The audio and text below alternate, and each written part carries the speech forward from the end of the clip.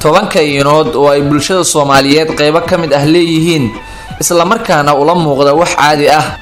hoteelada goobaha farxalka marka la taagan yahay ma sugno inta qofka naga horeeya meesha ka soo baxayo ama dadka inaga horeeya mudnaanta ma siino. ATM-ka ama mashiinka lacagta lagala baxo qofka marka uu isticmaalayo salka ayaan ka soo galnaa, taas oo halis ku ah qofka akoonkiisa xogtiisa maaliyadeed inaan wax ka ogaano, mana ahan wax loo baahan yahay.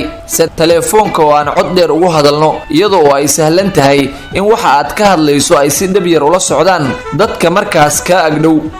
qashinka oo aan wadada ku tuurno sida caagada aad biyaha ka cabtay, xanjada oo aad meel qaldan isaga dhajiso, biyaha wasaqda ah oo jidka weyn lagu shubo, iyo waxyaabaha nadaafada guud ahaan la xiriira oo aynan ahmiyad siinin. ruux wax ku qabtay ha yaraado ama ha badnaade oo aynan oran mahadsanid. ballanta oo aynan waqtigeeda ilaalin.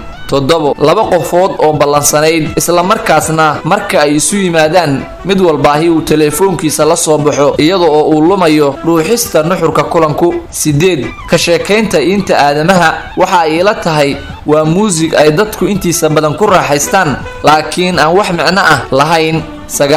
kaftanka anshaxa ka baxsan sida in qof lagula kaftamo waa laangaab qof itaalkiis iyo xumin dhiman oo naynaas looga dhigo iyo waxyaabo kaftan loo ekeysiiyey hase ahaatee aan kaftan ahayn balse la qabatimeeyey ama la qabsi laga dhigtay una muuqda wax caadi ah. hadallada qalafsan ee dadka adeegyada bixiya lagula kaco iyana waxa ay u muuqdaan wax iska caadi ah balse waa nabar faafaya oo dhaymo u baahan. haddaba daawade maxaad warbixintan ka aragtaa oo aad is leedahay deegaanka aad ku nooshahay waa ka qaldan yahay ama sixitaan ayuu u baahan yahay?